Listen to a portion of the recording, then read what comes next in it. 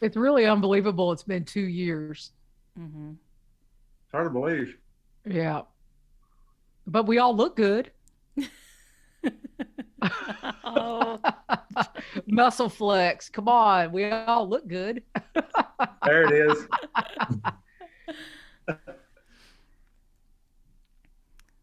okay.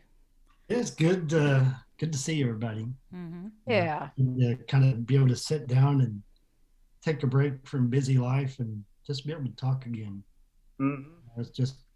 It's crazy. It seems like the older I get, the faster time is moving, and it makes it tough just to keep up with just having so many different irons in the fire. It makes it even worse. But it's just one of those things that I'm convinced that there's a time continuum that the older we get, the faster that time clock moves. And because I remember being a kid and being in school thinking this day is never going to get over, and now it's like there's not enough time in the day just to get one thing done, yet alone like many different things.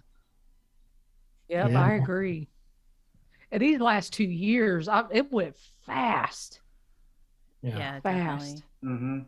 I remember us talking, it was like, what, April, May? And it was like, oh man, what are we going to do? We can't go anywhere. We can't do anything. And now it's like, wow. It's like, can't we just have a little bit of quarantine time for a while? Can we bring it Just slow back? down a little bit. Just Yeah.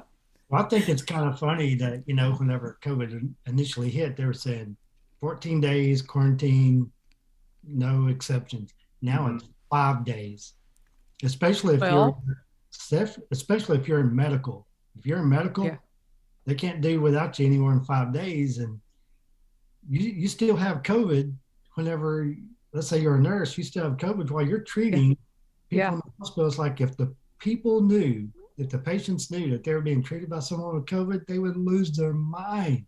Well, For listen, sure. I never stopped going to school Yeah. because I'm vaccinated, boosted, all the Mm. whatever I could get, I've got it. I had no fever. I had nothing. Come on, bring it on. Yeah. I mean, I Yeah. think that's just the way it's going because eventually, I mean, I don't know. It's like, how many times can you go get tested? It's like, Yeah. yeah, Yeah. I got my vaccine early. I got in April. Since I'm type 2 diabetic, I could like qualify for that. But immediately I started having side effects of where I can audibly hear my heartbeat if I walk fast.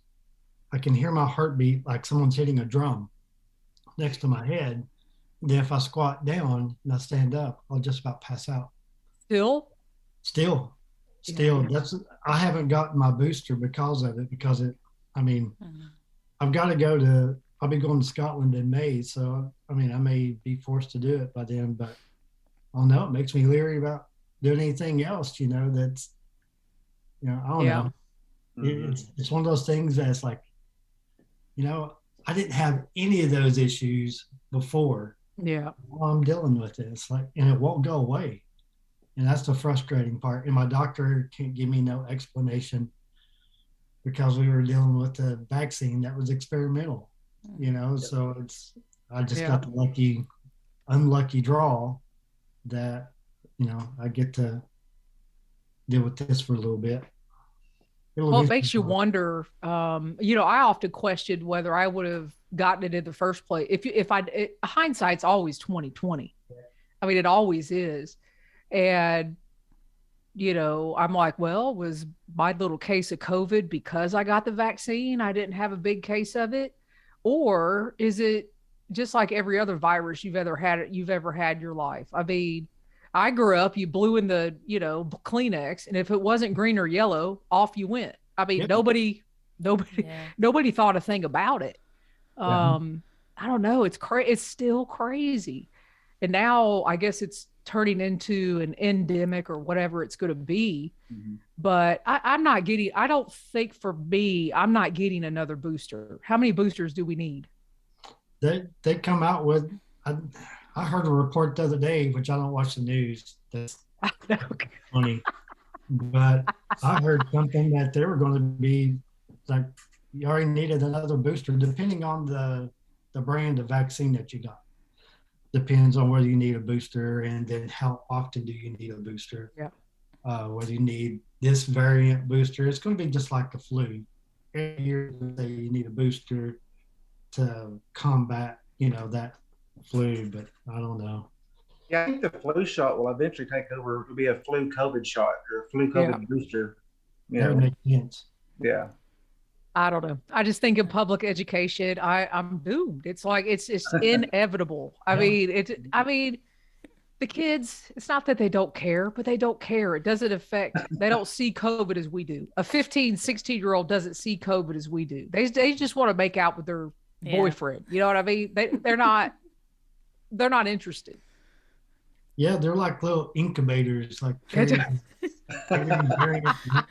like toddlers, just germs everywhere. And they don't care. No, they don't care. Everything goes in the mouth. Well, germiness. That's a perfect transition to talk about hiking, right? Yeah.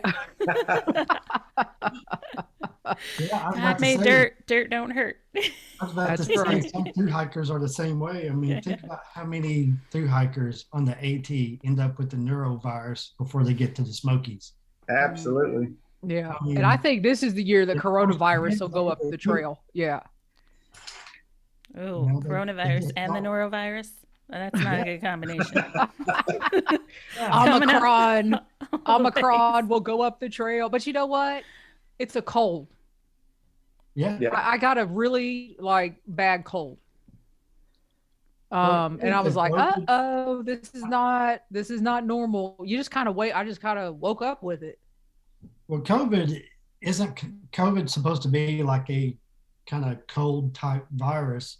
The only thing that made COVID-19 more potent was that it was supposedly genetically modified or whatever cause for it. Yeah. Who knows? Yeah. I know. I'll say this. I know a guy who works for a tattoo ink company, and he used to work for Johnson & Johnson. And he said that there were components, because they were trying to obviously break down the COVID-19 so they could figure out what was the deal going on, how to make an anti-whatever. And they said it had synthetic properties, meaning that it wasn't naturally from nature. It was man-made components in it that were genetically modified. So who knows? Mm-hmm. I'm not a conspiracy theorist. Yeah, I'm just gonna throw that out there and see what. That's a different podcast. Yeah, that's a different podcast. But it affects everybody. It affects everybody. Yeah. So I know listeners we're really excited to see us get back together, and we're just wanting to send us questions. But we should tell people what we've been up to. I mean, we haven't just been sitting here waiting to get back in the groove. So I've been sitting here 2 years waiting. 2 whole years. Well, finally hit. I'm gonna play the lottery now. So Johnny, what have you been doing? Oh, that's such a loaded question. Mm-hmm. Where was I 2 years ago? No, you got to. You know what though? You got a clean shaven face now. Yeah. Well, it's not. I still have. I shaved this morning, but I didn't shave it all. It's still stubby. It's not like Benny's, but it's it's there.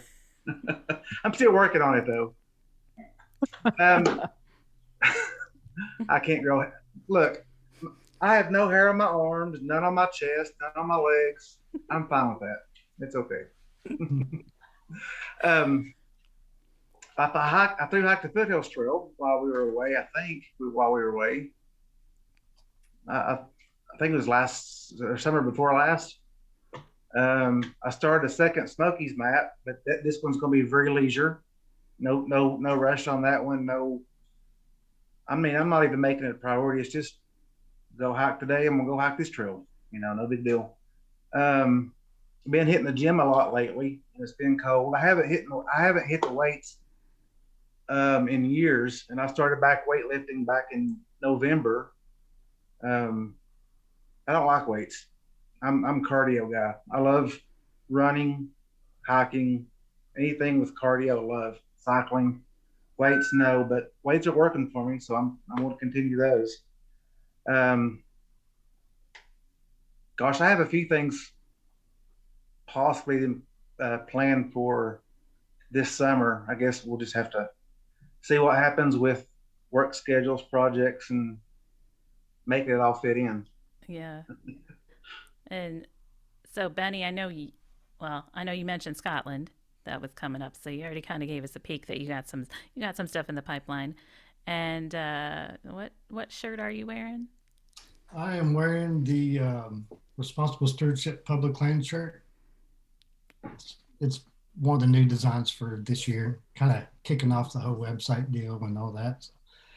It's yeah, the whole Responsible Stewardship is kind of taken off. It started out just as doing an Instagram account, and it became apparent that it needed to be more than that. So we've applied for nonprofit status. So hopefully pretty soon we'll get an EIN number and we can start rolling full steam as a nonprofit. And it's kind of like leaving no trace, but more towards stewardship. So those two things are a little bit different than each other. And so our thing is, to encourage people to tag lightly, and just to, get out and try to leave things a little bit better. Try to encourage other people to, like, maybe pick up trash or remove graffiti. We really push the whole together side of it, because I feel like a lot of people they want to be part of something that's bigger, maybe bigger than themselves. And everybody kind of is always seeking for community, as a community to fit in or whatever. And we're hoping that this is a fit for a lot of folks. And a lot of companies are already talking to us about being corporate partners and things of that nature. We don't charge anything for our graphics or anything like that. We want those to be available for everybody. Even our corporate partners, we don't charge our corporate partners to be a part of. We feel like stewardship should be free to everybody. All that knowledge should be free. And so I'm obviously not in it to make any money or anything of that nature, but I don't know. It's very near and dear to me, to say the least. And it was kind of birthed, during that whole Max Patch deal in 2020, and me driving up there once a week and hauling off a truckload of trash for 3 months. That's where really Responsible Stewardship kind of took birth, and then it's just slowly grown. I kind of infused it in Save Our Smokies whenever me and Jerry got connected there. He started a private Facebook group around October 2020, something like that, I think. And it was late October, and then early November we connected, and it just kind of grew from there. You kind of, inside the Responsible Stewardship logo, inside the Save Our Smokies logo, you'll see Responsible Stewardship in there. And that was just my little thing at the time. You're like, I'm making my mark on it. Yeah, this is my signature. Yeah. Mm-hmm. But I don't know, Save Our Smokies, obviously we're a nonprofit now. I'm vice president of Save Our Smokies. And I pretty much just help organize events, connect with local businesses, trying to get people involved. We're doing a really big cleanup April 23rd. And it's going to be park-wide. We're getting organizations from all over, from surrounding the park, getting businesses involved. And the goal is to pick up 5,000 pounds of trash in a single day. And I think we can do it. I know it's there. And at the end of the day, since we're partnering with Tremont Institute, we're hoping, not hoping, we will. We're going to have food vendors. Albright Brewing is going to be providing alcohol. and we'll have music from 3 to like 6 o'clock. So our goal is a lofty goal, and we're hoping to get all the communities involved. And something that me and Johnny need to talk about, getting his hiking group involved. I know the Smoky Mountain Hiking Club's already said that they want to be a part of it. And so our goal is to get not only our roadsides, pull-offs, parking lots, things like that, covered, but also start looking at maybe some of those easy campsites to get to, or shelters where our hiking community can get in and get those things taken care of and get out, like over Hazel Creek, some of those areas. We're trying to get things locked down for Fontana Village, see if they'll provide boat shuttles for our volunteers. We went over and helped them out a few months ago, and hoping they reciprocate in this deal. And that's going to be a treasure trove over there. If we can get our hiking community to address the shoreline, there's so much trash on that shore. It is like stupid. We went over and helped them. They were focused on the big pieces of styrofoam. They could care less about the small stuff. But there's so much glass and like propane bottles and stuff like that, real heavy stuff. We could probably get her 5,000 pounds just from over there easily. So hopefully all that comes together. But yeah, going back to Scotland in May and take a little break and enjoy that a little bit. Haven't done really a whole lot other than pick up trash in the last year or so. I did, well, that's enough. It's yeah. I did the John Muir Trail last summer, late last summer, so that was good. I did that again, and so that was neat. This time I took a fishing rod and caught about 40 trout, so that was good. And I don't know, pretty much that. Well, Hey, Benny, Yeah. where can somebody get that shirt? If somebody wanted to buy that shirt. You can go to responsiblestewardship.org and click on shop, and it'll take you to a bonfire. These are just print on demand shirts right now. Okay. But we'll have these and some other a bunch of other designs are available. And the way it's set up, you pay for the shirt, and obviously Bonfire keeps their cut of it. They're providing the shirt, the ink, the printing, shipping, all that. And then they send me, and Save Our Smokies is set the same way. They'll send Save Our Smokies. I think we make, depending on the design, we make anywhere from usually about $5 to $7 per shirt. And that's pure profit for us. And then we turn around and put that right back into public lands or whatever, buying grabbers, buying trash bags, things like that. But yeah, you can find that on the website or in the link to any of my bios. I've got a link tree kind of thing there, and they'll say shop apparel. But okay. Yeah, I love the shirts. We're gonna have stickers really soon. These are some of the stickers. You can kind of see those right there. That's kind of cool. And these are actually our plan is to sell them. Not necessarily to sell them, but have them for donation, This is another design. We also have, I've spent. Benny's got his bag of tricks there. I spent a little bit of money. Well, let me go ahead and get in my drawers here and see what I can pull out. Yeah. Also. And now. That design. But these are actually going to pay for safety vests. I'm digging out my tricks. These are going to be safety vests for our volunteers. So I just spent $500 and something for 50 safety vests for responsible stewardship volunteers. So hopefully we can get enough donations out of the stickers. But shoot me a message, because I think have I sent you any, Lori? No, you have not. Well, I have not. I know. Didn't I just send you some stickers? I think I just sent you stickers. You did. I saved your envelope. Jester's showing off that she's got something before me. Yeah. I'm gonna send you something. Johnny, send me your mailing address and I'll send you some stickers too. Okay, well, we'll do. All right. Now that we've got some of that out of the way, does Julie want to? I mean, I don't know what to say after that.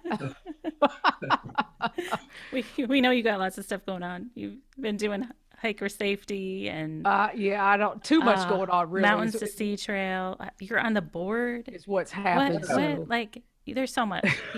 Well, first of all, it's good to see you guys, Johnny, Benny, Lori. Oh my goodness, it's so good to be back together. It's very hard to believe it's been 2 years since our last episode that we had, and all of us have so much going on. It's unbelievable, and yes, so started hiker safety, and really all hiker. I say all it is, but I started an Instagram account about hiker safety just for the mere fact that I was actually looking for an account to follow and I couldn't find anything. I couldn't find an account on Instagram or Facebook or anywhere where people were just putting out information about specifically the 10 essentials, being safe on your hikes, carrying personal locator beacons, things like that. So I said, well, I'll just start one myself. So that's kind of how that got started. And then I said, well, I don't know. There's got to be a hiker safety website, right? Somebody has to run a website. I dug all around, spent a lot of time on Google one night and was like, well, nobody has that. So bought the $12 domain for hikersafety.org. And it just kind of went from there. I have a personal friend of mine that is still missing on the Pacific Crest Trail. His name is Chris Sherpa Fowler. His family is a personal family friend of mine. And ever since he went missing in 2016, it's just kind of been really heavy that hikers need to be safe in the backcountry, and they need to think about their families if they're not thinking about themselves when it comes to carrying the proper equipment and all that wonderful stuff. So there's all kinds of information on hikersafety.org. And I kind of got inspiration from Benny, what he's doing. I saw a post one day from Johnny. I think, Johnny, you were going up to Mount LeConte and you saw a sandbag and you were like, well, what would Benny do? Would he carry this down? Would he, what would happen? What do I need to do here as a hiker? And I think one of the beautiful things that all of us are doing now, I don't know if it's because of COVID. I don't know if we're growing as hikers, but we are working and fostering together. I mean, the four of us are for sure in our various projects and things we have going on. And then somehow I ended up on the Mountains of Sea Trail board. So there you go. Congratulations. Thank you. And I will say for my thing. hiking, it's been really weird. I've planned nothing for this year pretty much. And I don't know why I don't have a drive to say, I am going to do this or I am going to do that. I'm just going to do whatever I feel like it, when I feel like it. Last year I had a failed attempt on the John Muir Trail, and that didn't go very well. And it's not because of that. It's just because I have spent the last 17 summers now, trudging and having major plans and saying, I must do this. And I'm totally doing the opposite. So I still love hiking. I still like to go out, but it's just, I don't have a drive right now to say I must do X. I don't know if the three of you feel that way. Or I just feel like maybe I'm changing as a hiker. Maybe I'm going into, how you change careers, you kind of move from one job into the next. And maybe I'm just moving from hike to, giving back, being on the board of the Mountains of Sea Trail and kind of going down that particular path. So as far as, I guess I'm disappointing people. I don't have like a major hike planned, and that's purposeful, I think. So I don't know. I'd like to hear how you guys think about that. Yeah, I mean, I think you're right. It's almost like a book. We live our lives just like a book. We have different chapters that we just kind of go through. I've had my bout of chapters where I've been a first responder, or I've done a lot of scuba diving at one point in time, and I've done my whole hike thing. And I'm kind of like you. I don't honestly, the TGO over in Scotland, that's the only thing I have planned to hike and I really don't have this strong desire to go hike. You know, I spend most of my time, almost all my time that I go into the Smokies is spent picking up trash. I don't ever really get to hike. I did one little bitty hike last week in the snow up at Big South Fork, but it was only like 2 miles, you know, and I enjoy it, but I don't have this drive to go do it. Yeah. And I don't think you're disappointing anybody. Yeah. I think you kind of like myself. I feel like I need to be taking care of something now. That the thing that I enjoyed so much and still enjoy it, but the thing I enjoyed so much, I feel like I have a responsibility to take care of it and maybe encourage a few others to join me Yeah. in that process. And you're going through that natural Yeah. phase of, you know, now you want to take care of it, not only take care of it, but take care of those that are still on it, you know, Yeah. just as important. And I heard that in Johnny's voice too. Johnny, you said, well, just you're starting your second bat, but there's no like time frame. Are you kind of feeling that same kind of thing, or? I do. It's not a priority for me. And if I hike this weekend or not, I don't really care. I mean, I'll find something else to do. There's plenty on my plate to do. You know, I'm at the point now where it's like I'm just picking and choosing what I want to do. You know, and it's not a bad thing. It's a really good thing. It's freeing. Yeah, it is. Oh my goodness, it is. Because I felt like in the first map, I was chasing that trail. I was chasing that just to mark that trail off, mark this trail off, mark that trail. I don't care. I mean, I'll hike if I want to. If I don't, I don't. I mean, it's weird. You know, I think it's because I chased the AT for so long and I finally finished it. And it's like I'm exhausted. I think that's part of it. Have you thought about turning Hiker Safety into a nonprofit? I have. Oh, okay. If you get, I mean, because you can apply for grants, and then at that point, you can use that money to maybe build some safety kits for hikers and go and be able to like give some of those out, you know, whenever people are doing their through hikes, or maybe towards education to help educate some, because you know it as well as I do. So many new people out there hiking that have never hiked before in their life, and they show up at Springer not having a clue. And not having a clue. Yep. No, you know, a chance to like save some lives, you know, or save someone a lot of heartache. And I don't know. Yeah, I just know as a nonprofit for responsible stewardship, it's going to allow us to do so much more to get education out there, and maybe even start cleanups all across the United States. We have packets for people to download to, you know, how to learn how to like get things started. And my goal is to raise enough money to where people can apply to us and we can ship them out so many grabbers, so many bags, so many gloves to help them get started on their first cleanup. And that's my goal. I think stewardship and safety just makes sense, right? We're all just need to collaborate. And I think that's what brings all of us together, is that we build off of each other. Like there's always like something to build off of. And it sounds like we're all going through changes. So that's probably the biggest thing of 2 years later. Yeah. We are going through changes, and we're all, you know, we met because of hiking, and we had the interest because of hiking. And now we're all just kind of like, I don't know, Lori, you didn't chime in. So where are you at with that? Oh, so, you know, I've been doing the podcast for now almost, over 3 years and 5 seasons. And, you know, and I've set a lot of things, you know, I've set as goals, and it's kind of the same thing. It might be not always in the trails perspective, but from like, I want to get to this, I want to do this outreach, or I want to be able to share this information. And you get to a point where you're like, okay, I need to do a reset and kind of figure out like, what am I doing? Why am I doing it? And you know, what's really going to be that next step. So, you know, I've gone through some life changes and stuff in the last couple of years. And so, yeah, so I think that part of it is figuring out what stories are still left to share.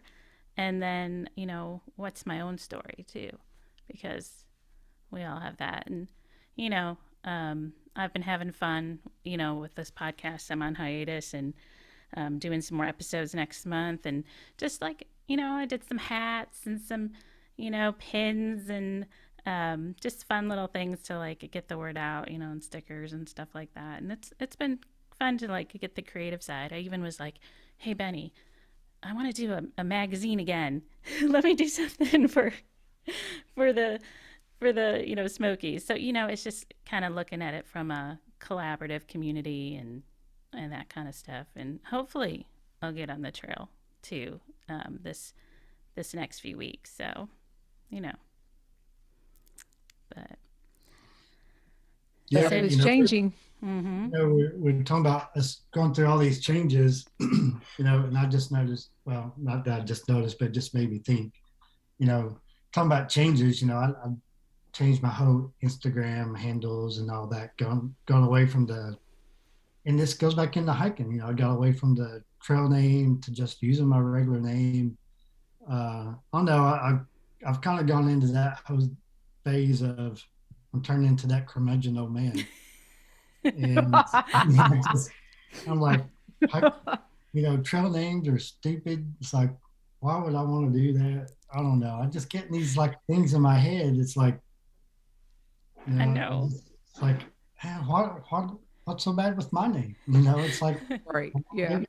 So it's kind of Well, you don't want to be just defined as we're all for, and everybody listening to this, we're way more than hikers. Yeah. We're family members, we're educators, we're, members of our community. And I think for a long time, for me, I was like, oh no, I only do this and this, that, and the other. And it's like, what? It's okay what was to that be about? all of it, right? Like you don't have to just be the hiker and have it separated in some compartment. We're multifaceted. If for me, I don't want to. I'm reaching the point, and I can tell I'm reaching the point where I don't want to get so far over that I want nothing to do with it. Do you guys understand what I'm saying? Like, because I used to run, I mean, believe it or not, I used to run marathons. I used to trail run every weekend I must do this 5K and all this kind of stuff. And I got to the point where I won't run anywhere just because I got so sick of it. So, but I don't want to get to that with hiking and the hiking community because there's so much passion and love. But I think stepping back, for me, 2022, I'm just stepping back from I must do this with hiking. I'm only going to go hiking if I want to, like Johnny said, like Benny said, like you said. Mm-hmm. Don't put so much pressure anymore. I mean, I don't feel that anymore. Yeah. It's like, yeah. Yeah, but, I stepped away from my YouTube channel. I don't do sponsorships or endorsements or anything like that anymore. The whole Max Facts deal really just changed me 180 degrees from where I used to be. Just seeing all that trash with my own eyes right here, basically right in our backyard. And it just brought everything, made everything real for me. I'd been to Turkey, seen all the trash over there, but that was somewhere else. That wasn't here. Then I see our own public lands being like, mistreated so bad that it broke my heart, and it was almost traumatizing in a way. So I just, I notified all the companies I'd been endorsing or whatever and just said, hey, not doing any of that anymore. And then just started focusing my message on, we got to be taking care of what we all love, that's why we are here, right? Because we all love public lands and the outdoors. And I realized that I was contributing personally to what was going on out there. And I wanted to make amends. I wanted to do my part. And that's why I've just been focused on this whole time. And that's not bad to change direction, or correct direction. Just like outdoor etiquette, we all learned it from somebody. Somebody taught us. What are we doing to pass that information on to the new people? So that's a good segue into like one of the questions that we got asked, and I was almost gonna like put a little note in there like, hey, did you listen to trail etiquette, because we did a whole episode on kind of this topic, which was man shoot snaps. Lockdowns encourage a great many more people to get to the outdoors, and in particular get hiking. Who bears most responsibility in educating them on L&T, so leave no trace, and hiker etiquette? I think we all do. Anybody that enjoys the outdoors, Yeah. whether you have a YouTube channel, where you just have an Instagram or a Facebook, doesn't matter. If you're out there and you're encouraging people to go to the outdoors, we have a responsibility to share our information. Someone shared it with us. Someone Yeah. showed us how to do it, or how, what was the proper way. I just think it's just right for us to show, how to do it as well. Think about all of your YouTube videos and now Instagram videos of people making all these cups of coffee or cooking their food, the freeze-dried meals or whatever. We're showing them what we're doing with the cooking, but we're not showing them what we're doing with our trash. Uh-huh. So it's just natural that we start seeing all these, packaging in the fire pit that won't burn. And so I think it's part of that we need to like share that information and just remind, don't do it like in a condescending way or anything like that. Just to encourage people to do the right thing. This is what I do with my stuff. And that's probably the best way to approach that. Like, this is what I'm doing with my stuff. And that this way you're not preaching to nobody or anything like that. But stewardship and the ethics, that's something everybody can do. That's completely inclusive. Doesn't matter how much money you make, doesn't matter what the skin color, where you're from, any of that. Everybody can do stewardship at the end of the day.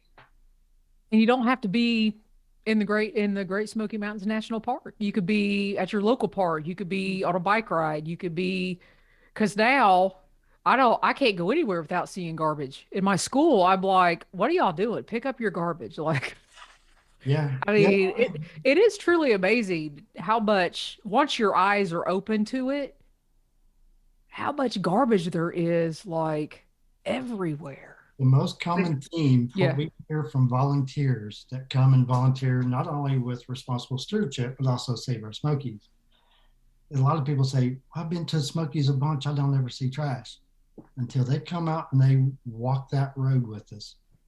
And they have a full bag of trash because they can't see it because they're driving 30, 40, 50 mile an hour on the road. And when they pull, and they never pull off at the pull-offs or lookouts, you pull over there, you're going to have at least 3 or 4 big, huge bags of garbage that people just toss over. And this is our public lands. This is our beloved mountains that everybody loves. But yet there's so many that are trashing it. Just the other day when we were there cutting locks off of a fence, like the love locks, we were removing that and removing some graffiti. There was a guy 15 feet away from me riding on the fence rail. Unbelievable. I know. I Oh, we were there. Unbelievable. It's like, what, dude?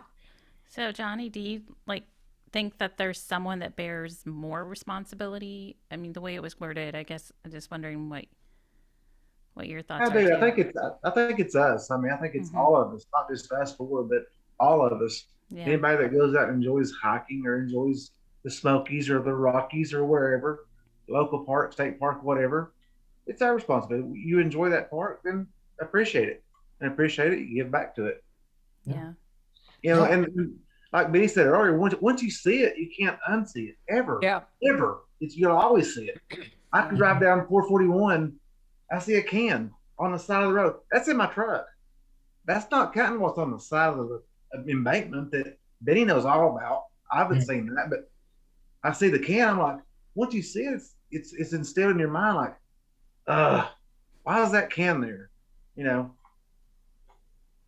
It's like the Adopt the Highway programs. I mean, I know there's signs out there that people have adopted part of highways, but I'm not sure we're still continuing to clean those part of roadways and things like that. And a lot of it too is somebody also taught us to research.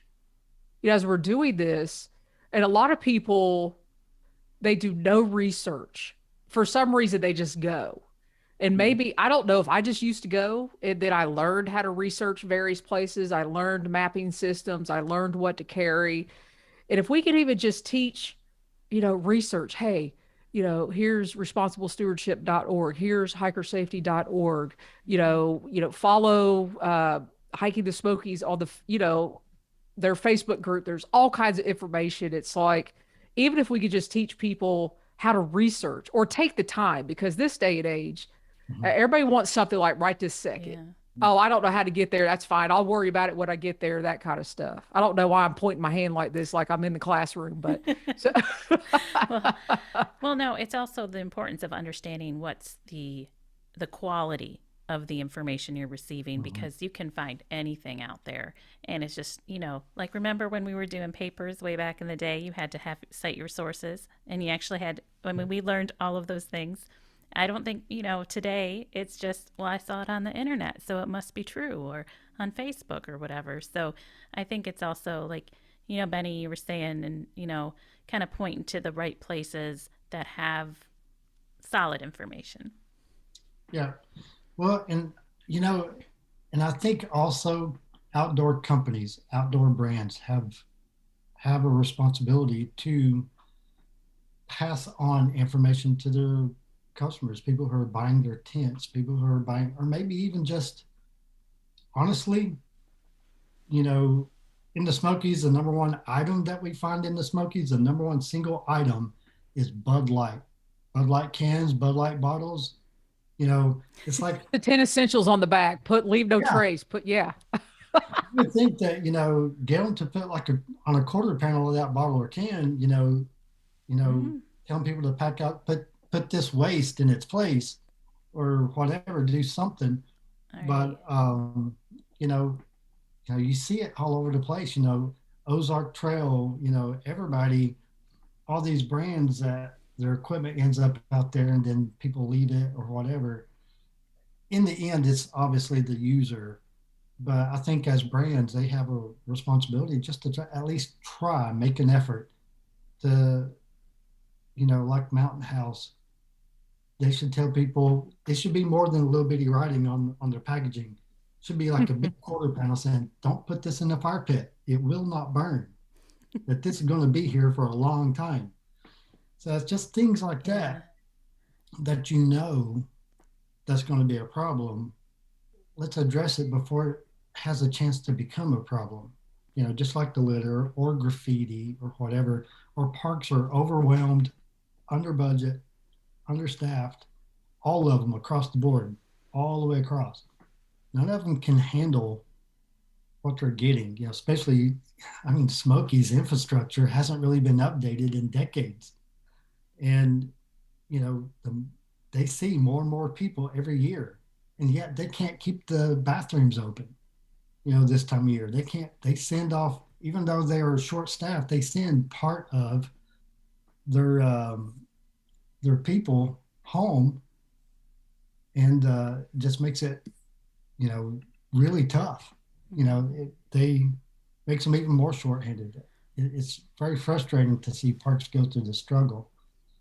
But, well, and when I was looking at, we were talking about research and talking about things that people need to do, and I was thinking, well, people are looking at us as their research and their subject matter experts to reach out to, because I looked at some of these questions that people were submitting and saying, oh, well, yeah, because they know that we have the information. So there's some, not only with LNT, the 10 essentials, safety, we have, some kind of responsibility, as you were saying, like being out there, being, in some way in the public to carry on that message. Yeah. And I'm going to say we're going to need like a part 2, 3, and 4. Yeah, we are. To be able I was just thinking, to get into all this. Between Johnny and Benny with the Smokies, Johnny, how many people are on your group page? It's over 80,000, I think. Mm-hmm. But on the L and N thing, like all the time, we're seeing posts like what should I wear to LeConte? Are there any creek crossings? What do you eat on the trail? I'm like, go research it and then ask your questions after you research it. You don't need to go if you haven't done prepare and plan, right? Research it first and then go. Don't go or figure out like, don't know what you're doing. You're going to be rescued in the park. Yeah. And I was going to say, don't go. And then you got Nancy East coming to get you. Exactly. I know. Yeah. And then, it seems like people think they got to carry like a 50-pound bag of sand or what is that? It's what that's about. By the way, when I come back down from LeConte, that bag of sand was gone. Well, actually, the bag was gone. The sand was still there. That makes sense. Somebody sliced it open and dumped it out and carried the bag off. Yeah. And it was funny is that I remember reading that post, and I remember there was like all of these different theories. Mm-hmm. Oh, there was something about it was a church group. It was this or that. Like, yeah, and I was just like, well, just someone come get it. Like, stop theorizing about it and just go take care of it. On my way up to LeConte from Mountain Cave, I was thinking, what would Benny Braden do? What should I do? Should I carry it out? Should I dump it in the there? Well, we got Benny. Benny, what would you have done? What would you have done? I would have taken a picture of it, shot a video, obviously blasted all over social media that this was something absurd that I found on trail. And honestly, I probably would have picked it up right then and walked it out with me in my hike per se. But, because you just don't know. You wouldn't think anybody would take it or dump it or anything like that. Weird, yeah. It would be there when you come back. This day and age, there's so much weirdness, so many unexplainable things going on trail. That's like, I don't even know if I want to take a chance. I'm just going to take this and just leave. It's just at a point to where you can't even go on many trails without seeing something just ridiculous. It's like you scratch your head. It's like, why? Who is thinking this stuff up? And then in Smokies, you got so many things. They can't afford to enforce anything, apparently, but it's just at a point to where it's like the Wild West. Everything just goes like, you see. I have this little thing I do when I go out and hike. I always count dogs. Oh my God! Obviously, I pick up all the bottles I find and caps and stuff, but I always count dogs every time I'm hiking. How many dogs? I always say this before I hike. How many dogs are we going to see today? 3, 4, 5? Yeah. And it's somewhere in that range every single time. And you're talking about in the Smokies, right? Because you're not supposed to have dogs. Yeah. Well, not just the Smokies, but most other national parks are not allowed to be in the backcountry. Mm-hmm. And that's the crazy thing. It's the same rules across the whole United States, but everybody knows that I guess they can do whatever they want to do with whatever. But with the Smokies, they're so dead set against signage that you start on Alum Cave and you're on Alum Cave for a little bit, and then you see this maybe 6-inch by 8-inch board that has a bunch of 3-inch symbols on it. And one of those 3-inch symbols is a no dog sign. Like, no wonder you're already on the trail. Yeah, nobody's seeing it because it's so tiny. Yeah. And just think about the amount of lives that would be saved if we had an actual kiosk at the major trailheads in the Smokies. No wonder Bussar and the Smokies rescue team does over 100 rescues a year, because there's so many.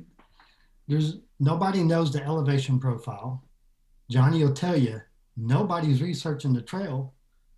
So no wonder people are having to be rescued, because there's nothing there to tell them what they're getting into. There's nothing to tell them to, leave no trace or pack out your stuff. There's none of that. And it's frustrating, and I hate it for the rescue teams, because those are some good people and they're working their butts off. And they're sacrificing their time with their family just because a park won't put signage up, and it's sad. Well, I think you were just hitting on the key point. I just hear it over and over, the research, and people need to research. I'm going to put you on the spot, but I think, looking at these questions stuff, that we should do a whole chat on just planning and talk about this, because Gwen's asking about water filtration, what that's planning for your hike, what you should take. Mad Hippies wants to know about avoiding ticks in the Smokies and stuff. Again, planning for your hike. And then Zach is like about young children in the backcountry. So it's like a lot of things around. It's all that essential piece, the planning for hikes. So I feel like we owe it to listeners to give them that and Sure. and give them a I'm in. and maybe we should do it live again. Hey, is this I don't Base know. Camp Chat Season 2? We did I like 4 episodes before. Uh-huh. We can do it. We could call it The Return. Base Camp Chat Strikes Back. 2.0. Or wait. 2.0, No, is that which there one? you go. Which... Instead of same time next year, it'll be same time 2 years from now. That'd be interesting. It would be interesting. So we're committed. We're gonna Sure. do it. Yep. All right. I like it. So as we're talking, I think we're talking about all of our passions and stuff, and what's important. What do you guys want to, as we're closing out, what do you want to leave listeners with? Who's going first? About opening my mouth. Gets me in trouble sometimes. I know I make Jerry very nervous whenever I open my mouth, especially when it concerns the park. I think the biggest thing that I can leave with folks is just, obviously, while you're out there, let's exercise some responsible stewardship. Just think about what you're about to get into. Maybe research the ethics of responsible stewardship, understanding your impact that you're placing on that location physically and digitally, obviously tag lightly, but also think about the people who take care of that trail. All the trail organizations are in the parks. They work very hard to keep that trail in good shape. So try to help them out. If you see limbs on the trail, kick them off, or maybe go volunteer to help them either clean the park, remove graffiti or whatever, or just do basic trail maintenance. And support organizations that also do that stewardship type work. They're all over the place. Parks need your help more than ever today. And a lot of these, nonprofits are popping up left and right to kind of help fill in that void and help take care of, the parks. Just like the Smokies. If it wasn't for Friends of the Smokies, Save Our Smokies, Great Smoky Mountain Association, and other volunteer organizations, the Great Smoky Mountains would have to close their gates. Simple. I asked that question point blank, and they told me we would have to close our gates if it wasn't for these organizations, because they can't afford to stay open. They don't get enough federal funding to have the employees, to have whatever. So it's important that we give and help take care of some of these places that we love so much. But yeah, that's it. Just try to be good stewards. At the end of the day, just do your best to be a good steward. You want to be an asset to the park, not a liability. Good one. What about you, Julie? I think I'll just say for me, I have really been, every time I either go out on the hike, whether it's in my local nature preserve or, my heart is being drawn toward the Mountains of Sea Trail, just like these guys love the Smokies so much, I love my home state trail. But what I've started doing when I do go out and hike, if I see something I don't like, garbage, whatever, signage that needs replaced, I try to think how I can help. What can I do? Even in my local park that's 2 miles from here, who do I need to go see? Do we need to have pickup days out here? Do I need to do some education for hikers that are out here leaving their dog poop bags on the ground because they just don't know? So I encourage everybody, no matter where you are, because Lori, I know your listeners, are all over. You're in Michigan. I mean, obviously, you can't come to the Smokies and participate in a lot of these things because, you're in Michigan. So wherever you are, in addition to getting those hiking miles in, checking off those maps or whatever you're doing, also take a look and see, how can I make this better where I'm at, like right here. I mean, even though we speak, you know, Western North Carolina, Eastern Tennessee a lot, that we're really talking about you could do this stuff wherever you are. And I think Benny with responsible stewardship um, wants to see that everywhere. So I guess I would leave that. Johnny? Thanks.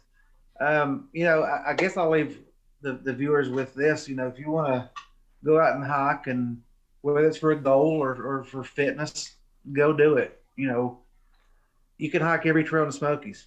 You can. Anybody can. One step at a time is all it takes. Just got to get up off the couch and go do it.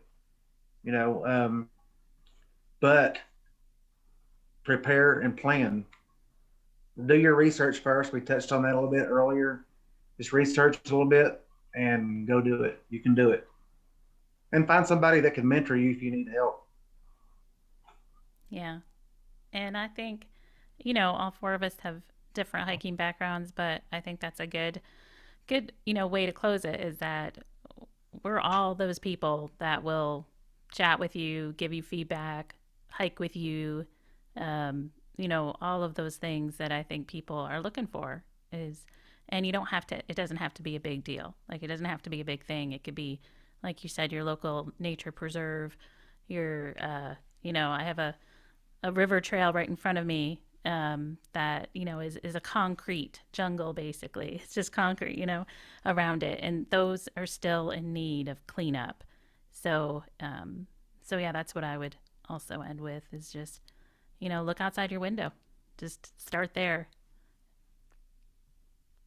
Yeah, we try to tell people, because we get so many people saying, hey, sorry, we can't make it to the Smokies, or sorry, I can't make it to Tennessee State Park to help clean up. My response is always start with your local park. Be right there in your own community, your local street, like your neighborhood. Your community needs help just as much as parks do. I mean, look, Johnny mentioned it. Driving up and down the road, you're going to see cans and everything, trash. Clean lands will mean clean waters. And right now, if you go to any lake bank, it's full of trash because everything's been washed into the waterways. That's our drinking water. So we're allowing our drinking water to be all trashed up. And it's important to take care of our own communities. If everybody's taking care of your own communities, then the United States, the world as a whole, is going to be in much better shape because you're taking care of your spot. Johnny's taking care of his spot. Everybody's taking care of their spot. And then everything in a whole is in a much better shape. We all don't have to converge on the Smokies or, any other national park. We can start right at the end of our driveway. And honestly, we can start in our own yards. You'd be surprised. That's the truth. I got some neighbors, they got issues. Y'all wanted to come and clean up? Come do a cleanup at my yard, right? Yeah. Can get some help there. Listen, that's a whole nother episode. I have neighbors, their garages have major issues. I'm like, close the garage. Just close the garage. Yeah. It's been great to catch up with you guys. Yes. Yeah, likewise. Yes, it has. Thank you guys. I love you guys. Love you too. Love you. Can we have a group hug? Yes. Hey. Hey.